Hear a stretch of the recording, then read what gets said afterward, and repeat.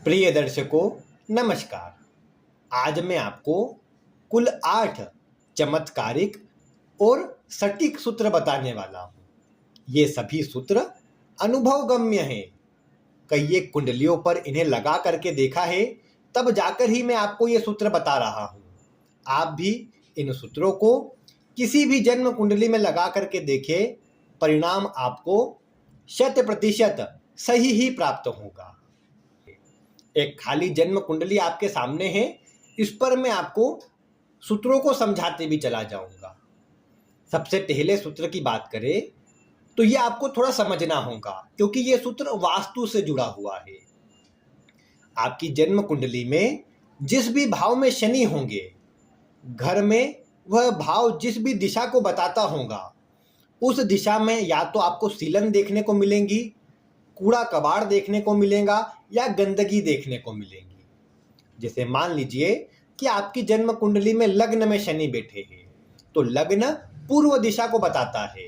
तो ऐसे में ऐसे व्यक्ति के घर में पूर्व दिशा में या तो कोई कबाड़ आदि पड़ा हो, गंदगी रहती हो, गीलापन रहता हो, सीलन रहती हो, ये सब स्थिति आप देख सकते हैं। इसी प्रकार दशम भाव से दक्षिण दिशा का विचार होता है, तो दशम में शनि होने पर दक्षिण दिशा में यही स्थिति मिलेगी। सप्तम में बात करेंगे तो सप्तम में पश्चिम दिशा होती है, तो घर के पश्चिम दिशा में जो दीवार होंगी वहाँ पर सीलन मिले, वहाँ पर जो रंग करवाया हो वो उखड़ गया हो, दीवार का प्लास्टर निकल गया हो या कुछ कबाड़ आदि पड़ा हो, ये सब स्थिति आप देख सकते हैं। इसी प्रकार अगर चतुर्थ भाव में हो तो चतुर्थ भाव उत्तर दिशा को बताता है, तो उत्तर दिशा में आपको ये सब देखने को मिलेगा। आप जान गए होंगे जिस भाव में शनि होंगे उस दिशा को देखें, घर में या विशेषकर उस कमरे में जहां पर आप रहते हैं वहां पर आपको गंदगी मिलेगी। आसान सूत्र है लेकिन सटीक है, आप मिला करके देखिएगा। दूसरे सूत्र की बात करते हैं।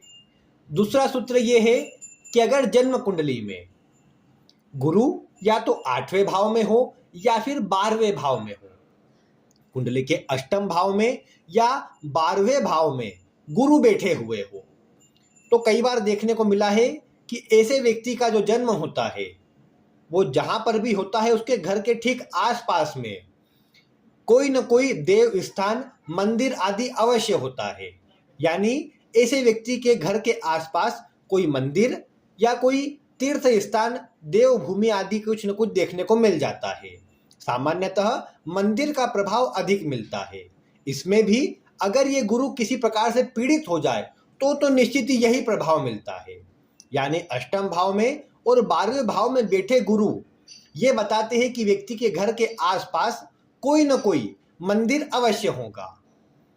इसके बाद अगर हम तीसरे सूत्र की बात करें तो तीसरा सूत्र यह है कि जिसकी भी जन्म कुंडली में सूर्य, बुध और शुक्र की युति हो, सूर्य, बुध और शुक्र किसी एक भाव में एक साथ बैठे हुए हो, अंशात्मक युति में हो, तो देखने को मिलता है कि ऐसा व्यक्ति अन्य जो भी कार्य कर ले कई बार उसमें सफलता नहीं मिलती, लेकिन अगर ऐसा व्यक्ति पैतृक कार्य करे तो उसमें उसे सफलता अवश्य मिल जाती है। यानी कोई ऐसा कार्य जो घर परिवार में पिता द्वारा या फिर घर परिवार में पूर्व से चलता आ रहा था, उसी कार्य को अगर ऐसा व्यक्ति करता है तो जीवन में अच्छी सफलता भी मिलती है और अच्छी तरह से जीवन यापन भी ऐसा व्यक्ति कर पाता है। इसके बाद चौथे सूत्र की बात करेंगे तो यदि जन्म कुंडली में लग्न से तृतीय भाव यानी कुंडली का जो तीसरा भाव है उस पराक्रम भाव में या फिर चंद्र कुंडली में भी आप इस सूत्र को मिला सकते हैं। यानी लग्न से तीसरा भाव या चंद्रमा से तीसरा भाव, अगर इन भावों में कोई पापक ग्रह बैठा होगा तो प्रायः ऐसे व्यक्ति के साथ क्या होता है कि ऐसे व्यक्ति को कई बार जीवन में ठगी का शिकार बनाया जाता है। ऐसे व्यक्ति के साथ चोरी की घटनाएं भी बहुत होती है। प्रायः देखने को मिला है कि जिसके लग्न से तीसरे में कोई पापक ग्रह हो या चंद्रमा से तीसरे में कोई पापक ग्रह हो, ऐसे व्यक्ति को अन्य लोग ठगने का प्रयास करते हैं, केवल अपना काम निकालने का प्रयास करते हैं। और ये भी देखने को मिला है कि ऐसा व्यक्ति अगर व्यापार करता है तो व्यापार में व्यापारिक स्थल पर चोरी होती है और कई बार घर में भी चोरी की घटनाएं घटित हो, ये परिणाम देखने को मिलता है। ये चंद्रमा से तीसरे पापक ग्रह होने पर भी होता है और लग्न से तीसरे पापक ग्रह होने पर भी होता देखा गया है। अब इसके बाद अगर पांचवें सूत्र की बात करें तो आप सभी जानते हैं कि प्रत्येक ग्रह सूर्य चंद्रमा को छोड़ करके वक्री और मार्गी होते रहते हैं। इसी में शनि की बात करें, अगर शनि वक्री हो तो उसका एक प्रभाव आप सभी कुंडलियों में मिला पाएंगे।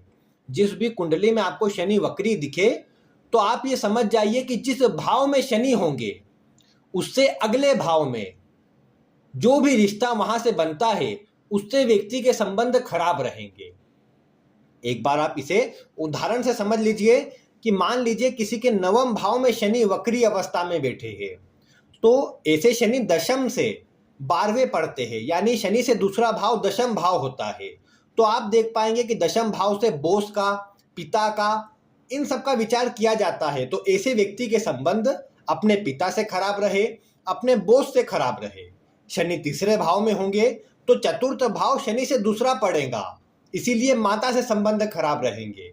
छठे भाव में वक्री शनि होंगे तो पत्नी से अनबन रहे, पत्नी से संबंध खराब रहे। सप्तम भाव में शनि होंगे तो ससुराल वालों से या ससुराल के जो लोग रहेंगे उनसे संबंध अच्छे नहीं रहेंगे। लग्न में शनि वक्री रहेंगे तो कुटुंब के जो लोग रहेंगे, घर परिवार के जो लोग रहेंगे, उनसे संबंध अच्छे नहीं रहेंगे, उनसे वाद विवाद होंगे।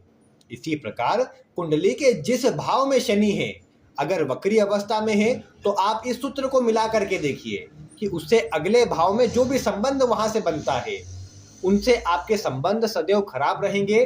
सामान्य सी बात पर भी विवाद आपको होता मिल जाएगा। इसके बाद छठे सूत्र की बात करते हैं। छठा सूत्र ये है कि अगर आपकी जन्म कुंडली में या तो गुरु लग्न में हो या फिर गुरु छठे भाव में हो, या तो लग्न में हो या छठे भाव में हो, तो आप एक बात देख पाएंगे कि आपके जो पिता है, आपके पिता को सांस संबंधी यानी दमे की शिकायत अवश्य हो सकती है। प्रायः देखने को भी मिला है कि जिसके लग्न में या छठे भाव में शनि हो, ऐसे व्यक्ति के पिता को श्वसन तंत्र से जुड़े रोग हो जाते हैं। और प्रायः कई बार ये भी देखने को मिला है कि ऐसे व्यक्ति के पिता की मृत्यु श्वसन संबंधी या सांस संबंधी रोग से ही होती है, दमा या अन्य बीमारियों से होती देखी गई है। इसके बाद अगर सातवें सूत्र की बात करें तो सातवां सूत्र आपके भोजन से जुड़ा हुआ है। आप ये देख पाएंगे कि जिस भी व्यक्ति के पंचम भाव में सूर्य और बुध की युति होंगी, पंचम भाव में सूर्य बुध साथ में बैठे होंगे, तो आप ये देख पाएंगे कि ऐसे व्यक्ति के खाने में बार बार या तो कंकड़ पत्थर कुछ आते रहेंगे या फिर बार बार ऐसे व्यक्ति के खाने में बाल निकलेंगे।